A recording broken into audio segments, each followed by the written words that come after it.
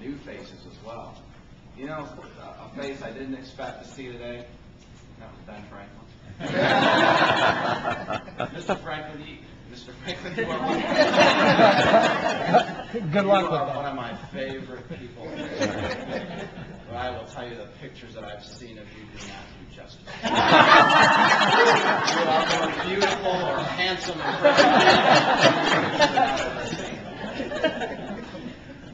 Mr. Franklin, you might not remember this, but I'm sure you do, though. You're such a brilliant mind, and as a founding father, you've done so much for our country, and I thank you so much for it.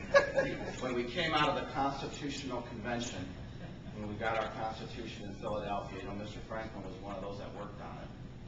And he came out of the hall after it was done, and a lady came up to him, and she said, "Mr. Franklin, what kind of government," I might be paraphrasing, "what kind of government have you given us?" And you know what he said? He said, "Ma'am, we have given you a republic, if you can keep it." A republic, comma, if you can keep it. Mr. Franklin, I hope we didn't disappoint you. Honestly, I can't be more angry or more scared sometimes than I have been this week, and in some of the straits that we found ourselves in, and my countrymen have found themselves in. And so I look at these kids today, and I'm so proud of you. I'm happy for you. I'm happy with your answer. You give me hope. But I think every adult here, including myself, needs to look each of you in the eye, and those young adults who you represent, and I think owe you an apology.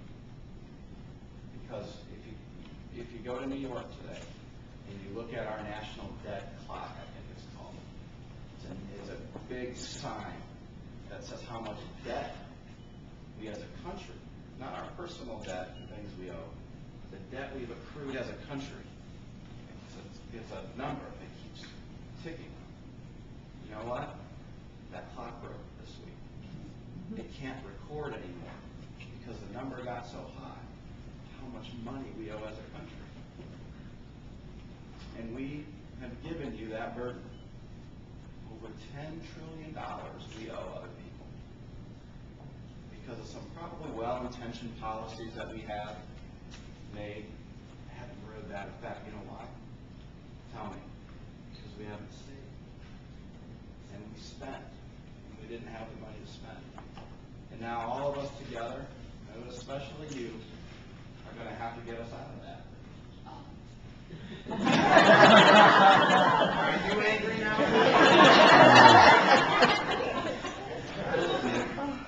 But there is a lot of hope.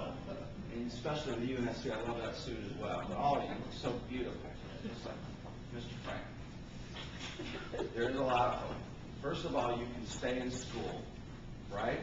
Yes. There's a lot to learn, right? Yes. You can do what this chancellor rightly said. You can come to this school one day, or some other school like it. And you can help solve this problem. And the other thing you can do, what, young lady, is absolutely.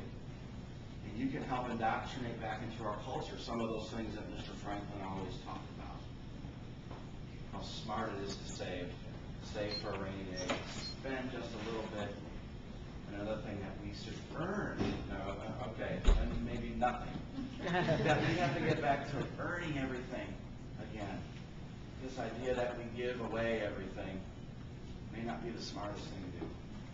Do you agree with that? Oh, yeah. Will you help me with that? I know I'm preaching to the choir because you're all award winners. But for every one of you, you represent a lot of other young Americans. And I hope that you give this message to them too, and I hope you keep them accountable so you can help get this country back to the way Mr. Franklin brought it to us. Okay? All right. Now we got some award winners. Let's see, we'll start with... This is my fun part. Oh, excuse me. I'm sorry. Are you... Thank you, Mr. Franklin. Let's see,